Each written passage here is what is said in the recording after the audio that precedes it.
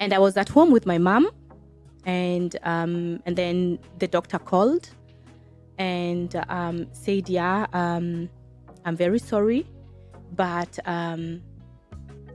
your husband didn't make it. And so the big question is, what I asked myself is, how do you tell that to kids? And your daughter is waiting for her. She's waiting for the bicycle. My son was waiting for him to accompany him in school on the 3rd, which he didn't, and I had to do it. And then they ask you, when is our papa coming back? But what I did, because I didn't want to lie to them and tell them that he's going to come back, I told them on that day that he had died. There was a lot happening at that same time, because my son was going to get to the first class, and he was the one who was doing the planning. He was the one who had gone to the school and spoken with the school principal and actually accompanied up my son. And so he had a date on the 3rd of November. And my daughter had her birthday on the 2nd of November.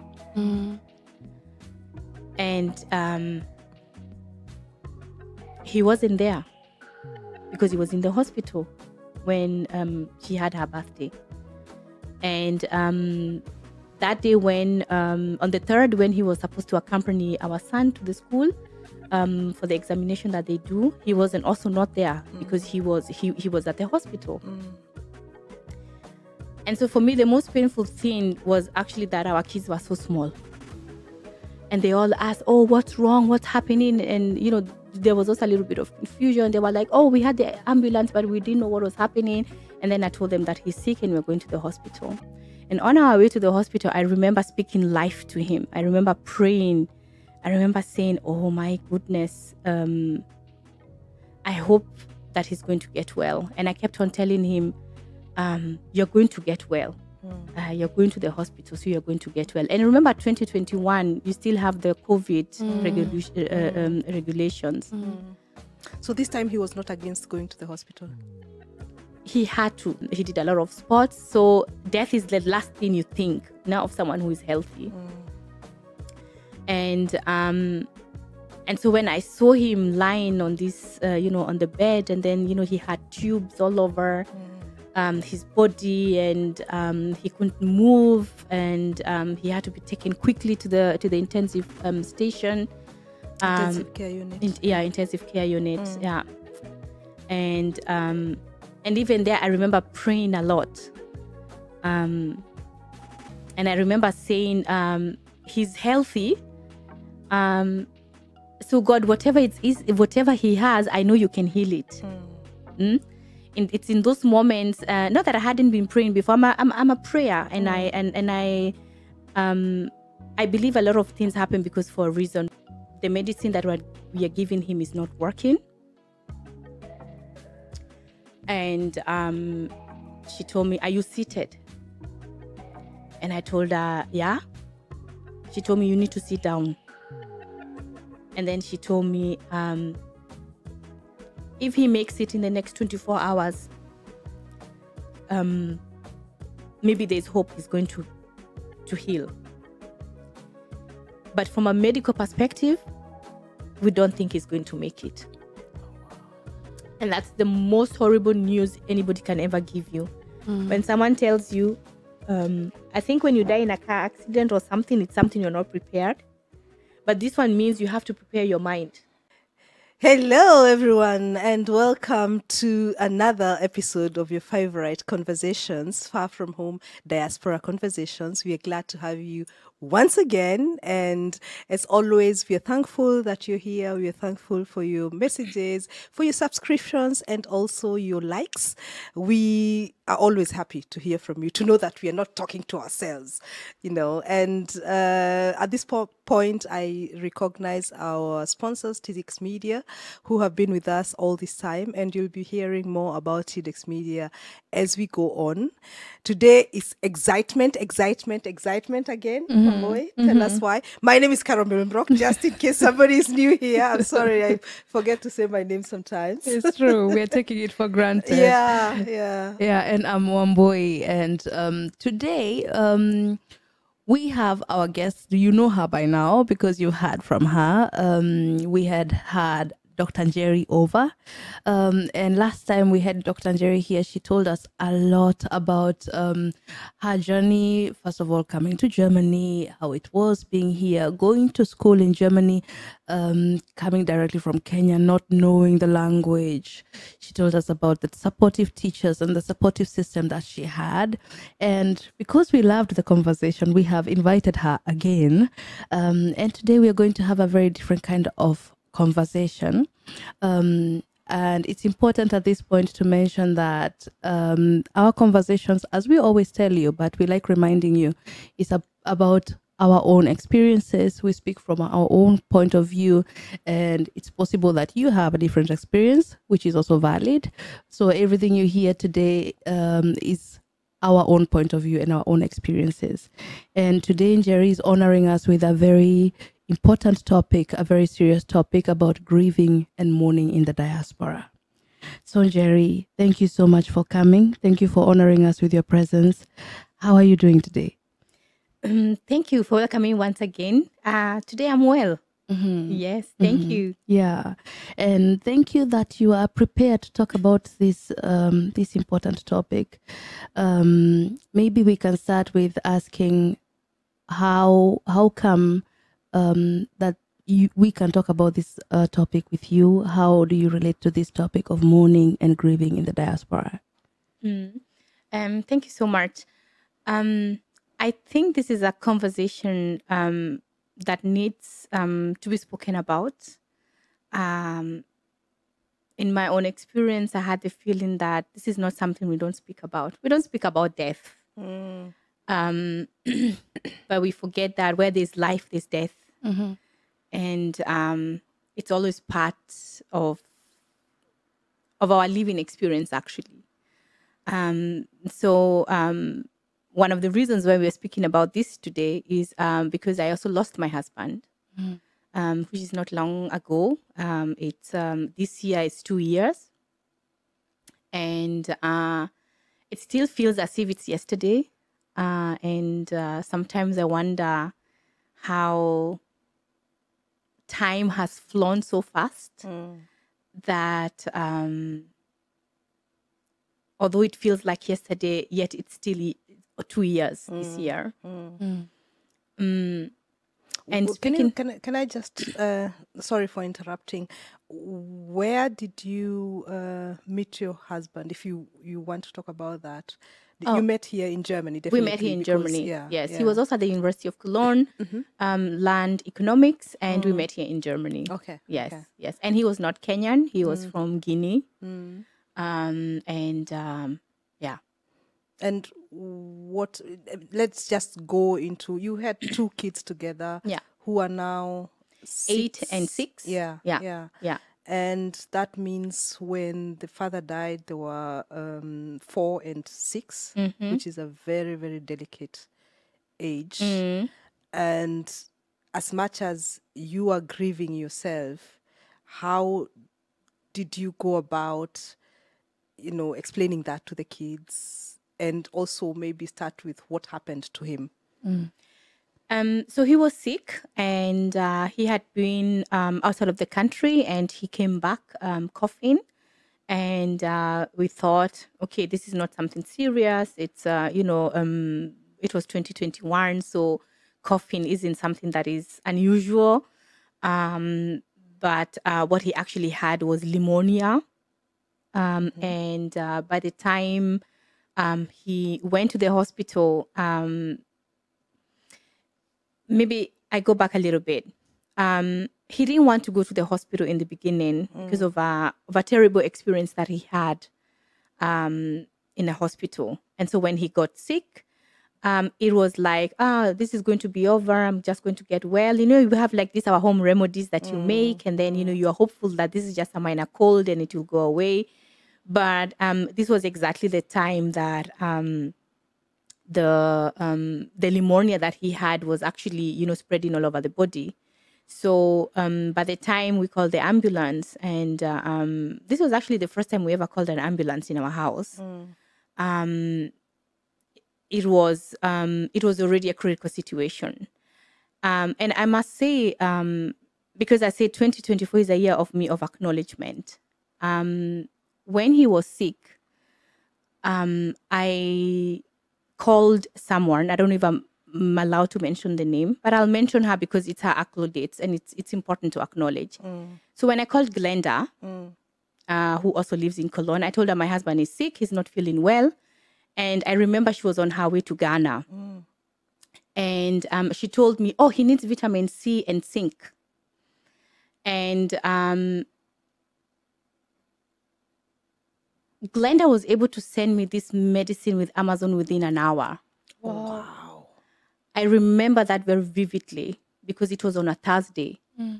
And I called her and I told her he's sick, and she said, I'll send you the vitamins. And like 1 hour, I went to the door and I found the package outside my door with the medicine. And when and I think I remember she told me that because he couldn't be able to swallow. She told me to open the capsule and put it in the water. You know, like when you do it for your kids, you open the capsule, put it in water, and then they can drink it. And that's exactly what I did. And that's when I realized how sick he was because he couldn't swallow. So, and up to this day, I'm very grateful to Glenda because had she not sent me the medicine, You would not have seen. I would not have realized how serious it was. Because the moment he wasn't able to swallow, I knew something was terribly wrong.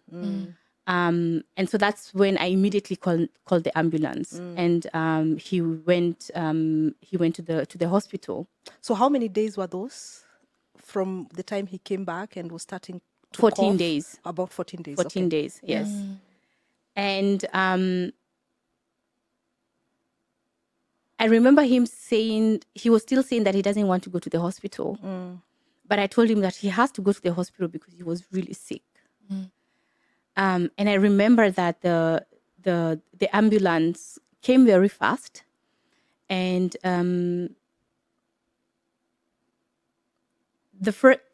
I will go back again because this is important so that we also know they're also good people. They're also good folk. So the first time that the ambulance came, he was in his senses, and he was asked by the doctor if he will go to the hospital. And he said, no, he will not go to the hospital because of the bad experiences that he had made, and that he was going to be okay. And the doctor stayed in our house almost an hour. Trying to treat him. Also to convince him to go to the hospital and treating him and checking what he needed. Because he was in his senses, they could not take him against his will. Oh, yeah. Right? Yeah. And even me, I could not force him to go to the hospital. But I always say God always sends you people, even in those moments of confusion, he will always send someone. So one of the doctors who came in the ambulance the first time, when he left, he told me, I don't think he's going to get better. But because we cannot force him to go to the hospital, we will wait. Wow. And I kid you not, that same person came to my house on Thursday morning at 7. And he said, I had a feeling your husband didn't get better. Wow. Without you calling him? Yes. Wow. And he said, I had a feeling he did not get better. And that was the time that I had taken my kids to the kindergarten and to school, and I was on my way back. And it was that same Thursday that I got the medicine from Glenda. So, again, the stars had aligned because had he not come to my house again, had Glenda not sent the medicine, there's a high chance when I think about it that maybe he would have passed on in our house. In the house, yeah. And I think that would have been even more hard for us than anything else. Especially maybe because my kids would have found him or we would have found him, which I think would have been even more traumatic than it is now. And so when he went to the hospital, we entered the ambulance and I remember crying all the way. We don't live far away from the hospital. It's like 5 minutes. But those were the longest 5 minutes ever. Was he conscious at this point? He was a little bit, but they had also put him under medication. Okay. And so I remember us going down the stairs and the way we left the room, because he was coughing and it wasn't COVID. And then he said, okay, we have another room where it's a study room or it's an office. And this is where he was because he didn't want us to get sick. And I remember the way the room was left, because we left as if we were coming back in a few minutes. And it was everything on the floor. It was his keys on top of the table. It was his wallet. It was the laptop half opened. It was the papers that the doctors used to give him infusion.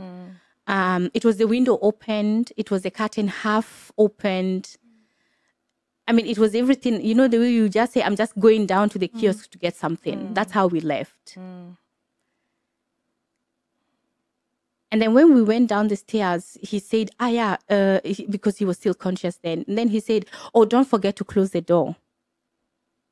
And then I closed the door because my kids were not there. My brother was with my kids. Again, a big thank you to my brother and to my mother. And then we went to the hospital. It was the 5 minutes. He went down and we live in a place where like the train and the cars, you know, they're not it's almost on the same place. And all the neighbors, knew that he was taken to the hospital, and my other neighbors from the other side were watching from the window, and they all asked, oh, what's wrong? What's happening? And, you know, there was also a little bit of confusion. They were like, oh, we had the ambulance, but we didn't know what was happening. And then I told them that he's sick and we're going to the hospital. And on our way to the hospital, I remember speaking life to him. I remember praying. I remember saying, oh my goodness, I hope that he's going to get well. And I kept on telling him, you're going to get well. You're going to the hospital, so you're going to get well. And remember, 2021, you still have the COVID regulations. So this time he was not against going to the hospital? He had to, because he was really sick. Okay. So the first time he could speak and he could say no, but the second time when I realized he couldn't swallow anything, then of course that meant that something was wrong. And he was already... his palms were yellow and his eyes were yellow. So it was clear that he has to go to the hospital. And I said, and I told the doctors, this time you're not going to leave him. And again, this other doctor said, today we will not leave you. Today we will take you, even if you're going to sue us. Today I'm not leaving you. And so on that day he went to the hospital. That was on a Thursday. And I remember we entered the ambulance. I was crying the whole way up to then. It's just 5 minutes. Again, it was like the longest 5 minutes. Remember, you know, where we get the ice cream, it was the longest minutes, 5 minutes. And then we went through the back door and I see how we entered, and immediately I see many doctors coming, and then he was taken to a room. And then the doctor who had come to the house, he told me, okay, because of the regulations, I had to wait in the waiting room. I could not get with him in the room that he was in, but he told me, the moment we stabilize him, then you can enter the room. And they stayed there, and I felt like it took forever. And I remember I had told someone that I'm in the hospital and that Matthew was sick. And this person came to the hospital, but they couldn't get in. And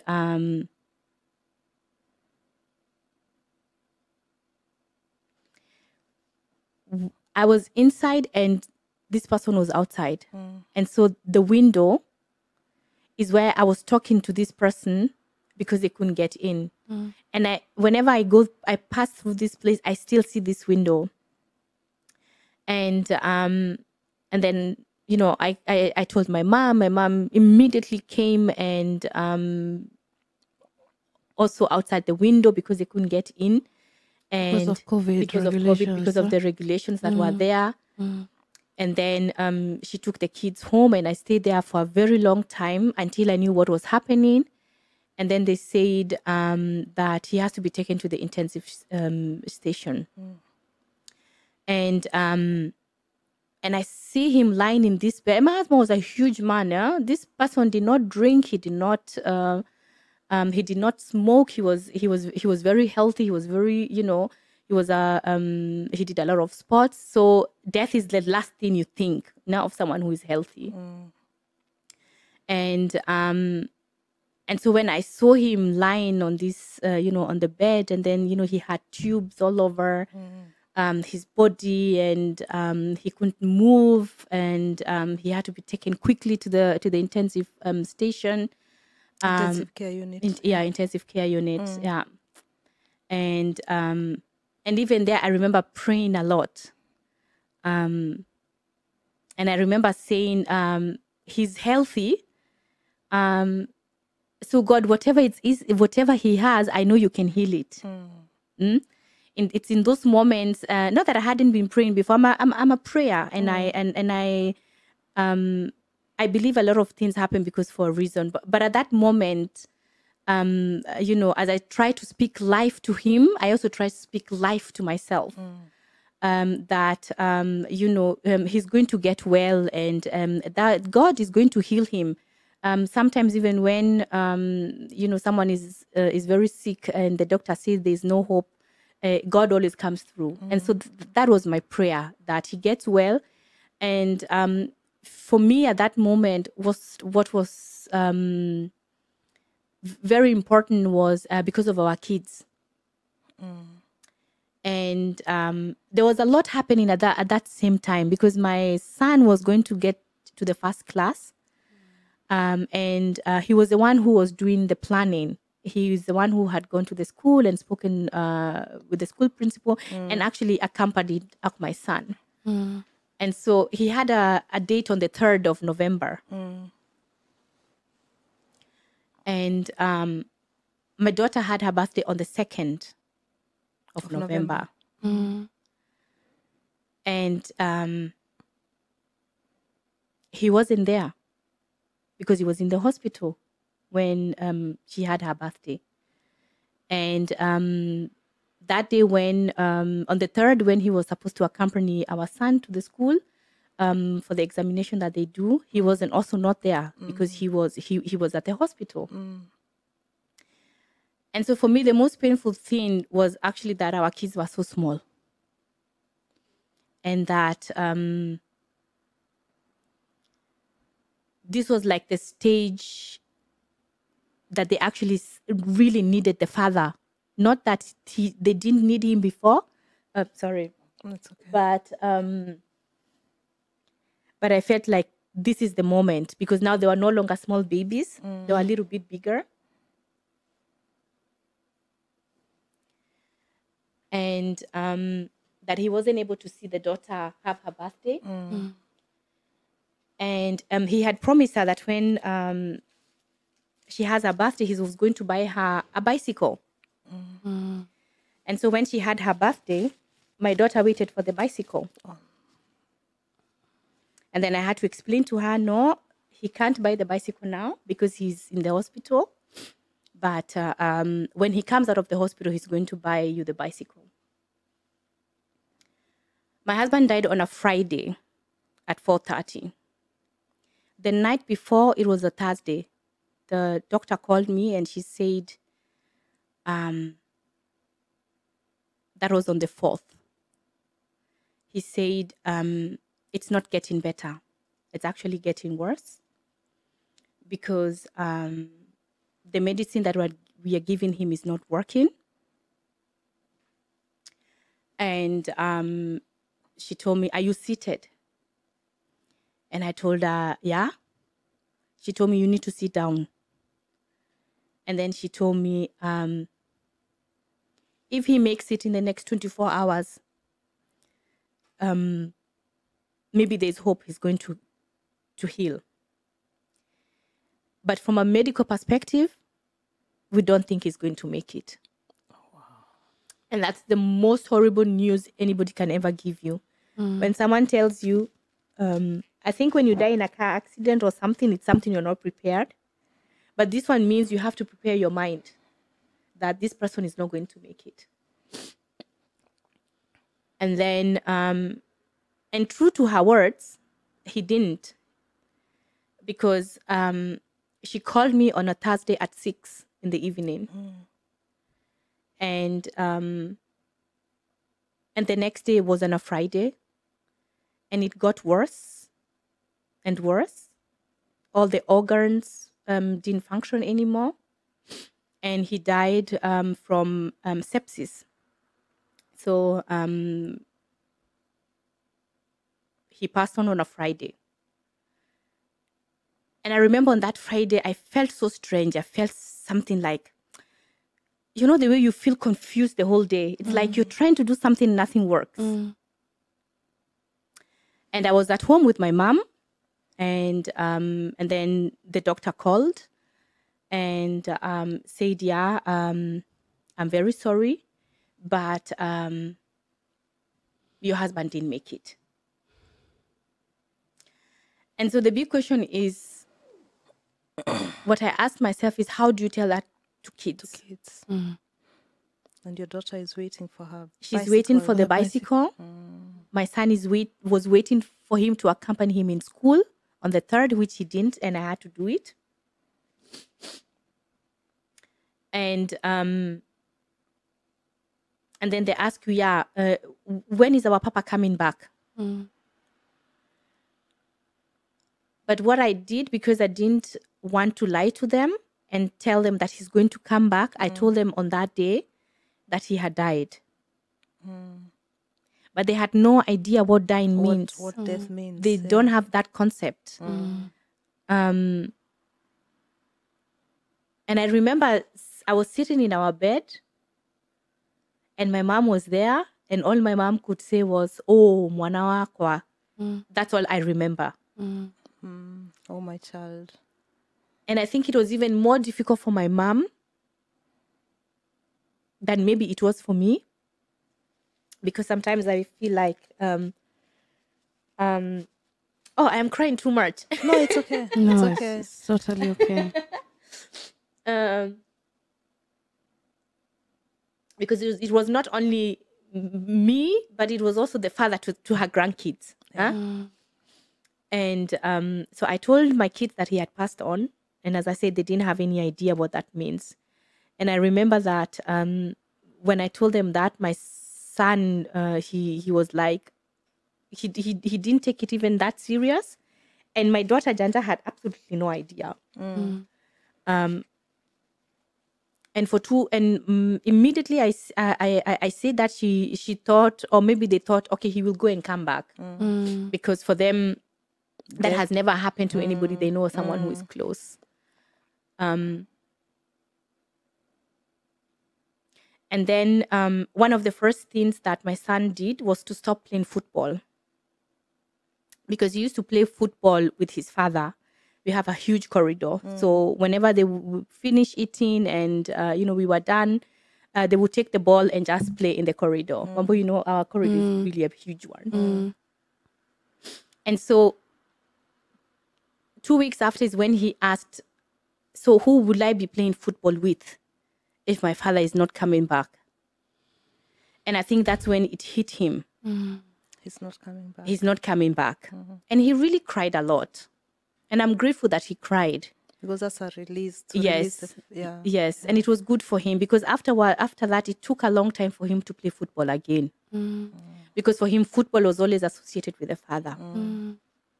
My daughter, on the other hand, because she was so small, and she's still small, she's just 6, didn't understand a lot of things. So whenever she would speak about it, she would laugh. And she laughed because she thought, I think that's her way of expressing it, because she didn't understand it. And And it has taken, and it's still a continuing thing, because I mean, we haven't stopped talking about it, and every day there's something else. And I think this is the difference, when a parent or someone passes on when the kids are a little bit older or when they are younger. I think there's a difference, because when they are younger, this is a process, and it takes every day. You speak about it every day. Yeah. Do you have a feeling that they have now realized that it's final, that he's not coming back? Janja, for example. Yeah, she knows he's not coming back, but there are moments. I was telling Wambui today in the bus where she, when we came back, she rang the bell. Here is a quick one to tell you about our sponsors, TDX Media. I've been working with TDX Media for about 5 years now, and this has saved my life, literally saved my life. TDX Media has a way of helping you to optimize your office work. So I am a very chaotic person. My office was looking like you can imagine it. And then TDX Media came, and they really helped me to optimize the processes, especially the processes of how I work, what should happen when, they came and advised me. They came and sorted out most of my files and all that, because I am not that. And then my website, it's beautiful because it is being maintained, it is being serviced by TDX Media. And then the CEO of the company, Christian Tiedemann, who does all that, comes to you, advises you, he talks to you, he listens to your needs, and then crafts everything according to how you need it, but adding his professionalism in everything that he does, such that at the end of it all, and he will not use anything he doesn't think is okay for the person visiting your website. So if your photos are not good enough, then he'll not put them in. And that is the level of professionalism that I need when I'm working with someone, so that they just don't do everything I tell them to do. They tell me, okay, it's your website, but it has my name on it. So he will not do anything that is not professional enough. And the other thing is event management. Guys, these guys are so organized. TDX Media is so organized. They have taken control and over. They organize our African festival, which happens every year. So I have nothing to do with it. The first year I organized it myself. I almost went crazy. And nowadays I just get calls, or when we're talking, it's a yes, no, and I have nothing to do with it. It's the best thing that ever happened to me. I love working with these people. I love the way they, present themselves in a way that is, I will talk about professionalism the whole time, because that is what they are. They are professionals. And you see that in everything they do. When they're doing consultations with you, they are very specific in everything that they're doing. You can only be satisfied when you're working with TDX Media. And I'm so glad that have trusted us now to sponsor our podcast. And I've been working with them all this time, satisfied with their work. I'll continue working with them. So please visit their website, www.tidix.de. That's www.tidix.de. Visit them, because you'll be doing yourself a favor. Thank you so much. And then I asked her, but we are here, who is going to open the door? And she said, maybe my dad will open the door. Oh, wow. Or for instance, in Christmas last year, where she thought he's going to come back. And then she said, but it's Christmas. So maybe a Father Christmas, he'll come with Father Christmas. Or a lot of moments where, for instance, a few months ago, she said, I forgot how he used to smell. Oh, no. Because she was so young. She said, I forgot how he used to smell. And then she said, I can't remember how. And I was glad that I kept some things, because I kept some things for them to remember. And then I remember I gave her his watch. And then she had the watch a whole week, and then she would smell on it, and she said, now I remember how he used to smell. And now I think she understands that he will not come back, but it's still a process. Yeah. Also for my son, it's still a process. It's still something that we are working through. And something that, it cannot stop because they will keep on asking questions. What for me is important is to make sure that they don't forget him. And sometimes it's and this is what death has taught me. It's not the big things. It's the small things. It's the small things that we take so much for granted. I am sure that maybe in a couple of years they would have forgotten a lot. But for instance, even now they still sing the songs that he used to sing to them. So they still remember that. Or the names or the pet names that he used to call them. So they still remember that. They won't remember the big presents. No. The playing football after eating. Yeah. It's for my kids getting in the car with him on Saturday and driving to Kalk. To buy Haribos, peach Haribos that are halal, or going to the Afro shop to buy mango juice and banana chips. It's the little things of going to IKEA and just spending a whole day, a whole Saturday moving around and being in IKEA. But it's not the big things, right? That they have forgotten, but I cannot speak for them. Basically, the time they spend with him. Yeah, yeah. And again, here I want again to acknowledge Pedro. This was another person who was also sent because the terminologies that were used by the doctors were terminologies I didn't understand. This is a medical language, and I remember I called Pedro and told him what had happened. And immediately Pedro took it over as if it was his case. Who is Pedro? That's also another friend of mine from Cologne. And he's also a doctor. And Pedro was the one explaining to me what that means. And he was the one who was telling me, okay, if this is where he is, then this is what needs to be done. And the right questions to ask.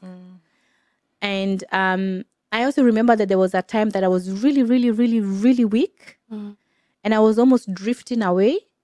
And I remember Pedro's voice because he was on the phone. And I remember Pedro saying, Jerry, you need to drink water. You need to drink water. And I remember him in very clearly in my ears. He said, you have to wake up now and drink water. And I stood up and I drank the water. So whenever I drink water, I remember Pedro.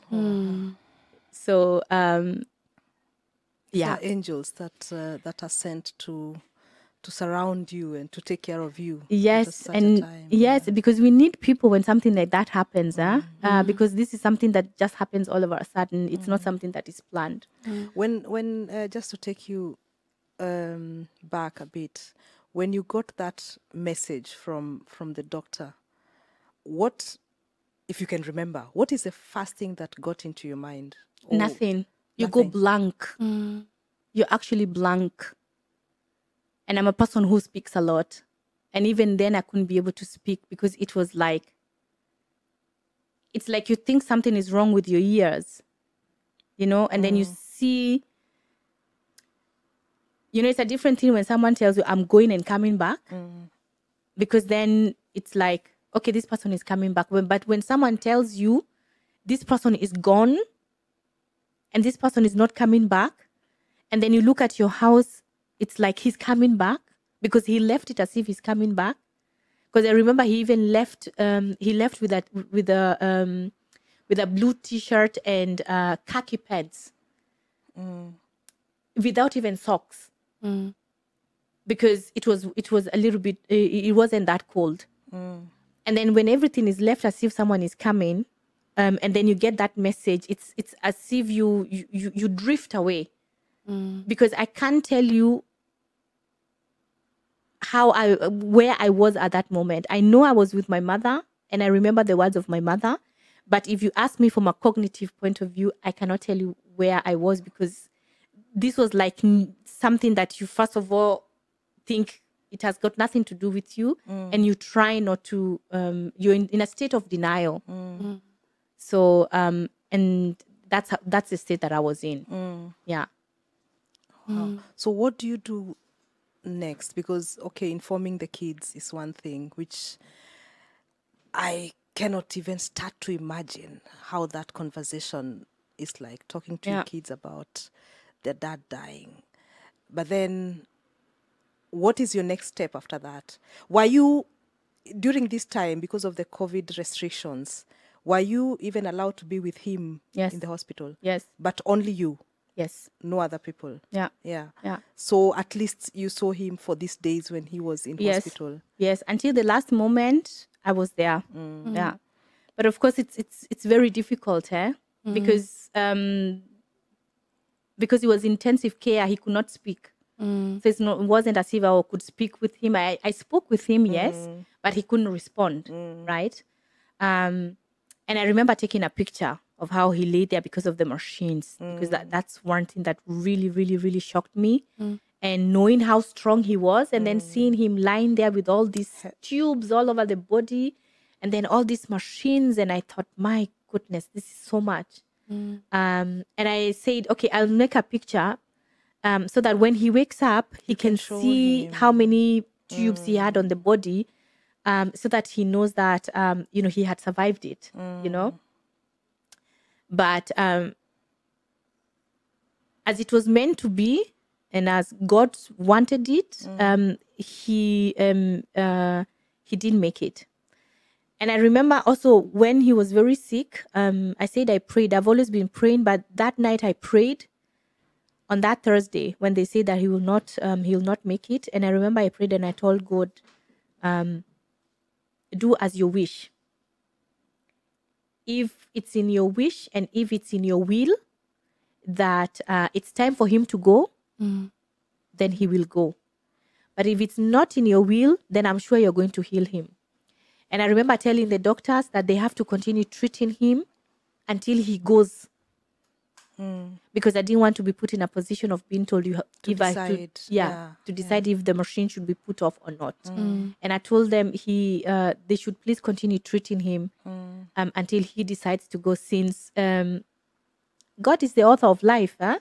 He's the giver, and sometimes as a human being, there's nothing we can be able to do.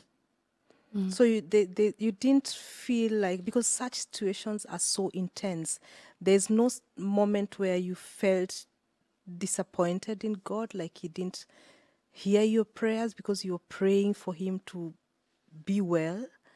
There's no one point where you questioned God's why did he not listen to my prayers or something like that?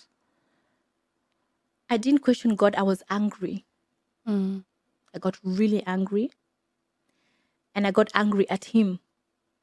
At God? For not fighting, for Marty, for not fighting enough. You got angry at your husband? Yes. For not fighting enough, at least for our kids. Because they were small kids. And they still are. And since I knew that he was a strong person and I knew that he was healthy, I felt angry that if he fought enough, he would have been there. He would have, you know what I mean? Made it through. Yeah. Because if someone is sick and someone has already a history of being sick, I think it's a different situation, because the possibilities of maybe this person not making it are high, but he wasn't sick. Yeah. Were you also angry at him for not going to the hospital? No, I wasn't, because I understand from which position, and this is something that we all have in our communities. We have a lot of Black people who don't go to the hospital because of the experiences that they make bad experiences when they go to the hospital. And I mean, there are also studies that show that. So this is not something that he was just doing it because he felt like, I don't want to go to. It's because of the experience that he had made before. But because I believe in God and because I come from a family that prays, and I know that we cannot even be able to breathe without the mercies of the Lord. I knew that if it was not his time, then he will be healed and he will not die. But if it was his time, what else can I as a human being do? You kept saying that.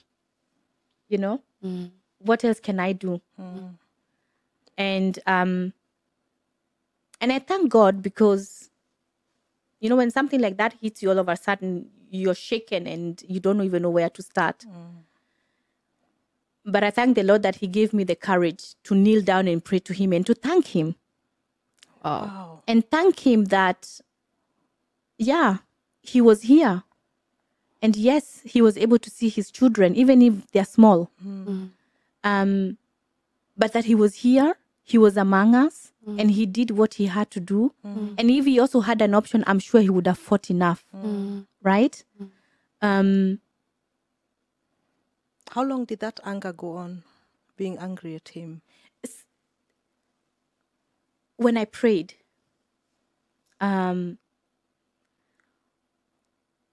because then you know it's not his fault. That's the reaction that, you know, no? You know it's not his fault, and I'm sure that he fought. And I'm sure he also did not want to go. Had he been asked, he would have said, no, I want to stay.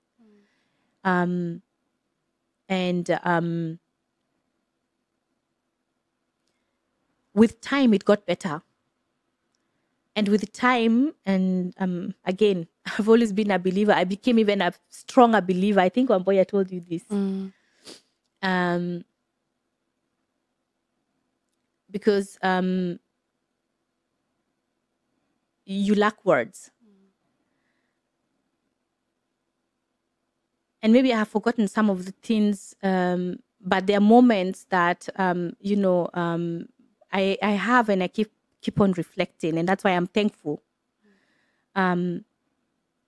This one here, one boy, when she heard that he passed on, and I think I've told this story, she came at my door at 1 in the midnight. And I remember I was wearing a green t-shirt and a gray pullover. And she knocked my door, and she came with chapati and uji. And I remember that before those chapatis and uji, I hadn't eaten. Because I didn't even have any appetite to eat. So, and I have told her this. For her, it was a mere act of bringing chapati and uji. But she brought something that nourished my body. She brought life somehow, yeah. And she was also one of the people who came to my house every day and took my kids. And you're still at the uni. Yeah, I was still at the uni, yeah. Yeah, and she would leave the uni and come to my house and pick up my kids and go with my kids to the playground. And I think that also helped a lot my kids because they were able to see something else, something different. A bit of normalcy, yeah. Yeah. And there was also someone else, Daniel, who also came every day. You actually changed with Daniel. There was also the nanny who had also taken care of my kids.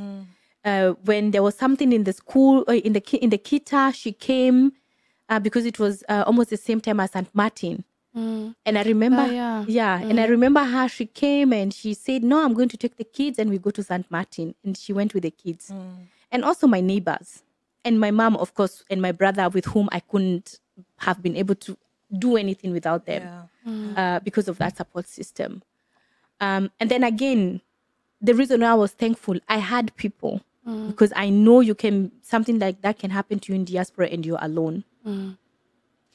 And without that support system, I think it would have been even more difficult to deal with the situation, to deal with the grieving, and to deal with the mourning, to deal with the anger, to deal with the disappointment, you know, of asking yourself, did you do enough?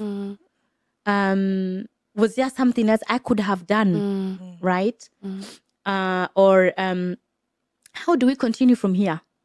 Exactly. Yeah. How did you, now after the shock, because that's the problem with death, right? It has no preamble. It comes, it knocks on your door and leaves you with a lot of decisions to make.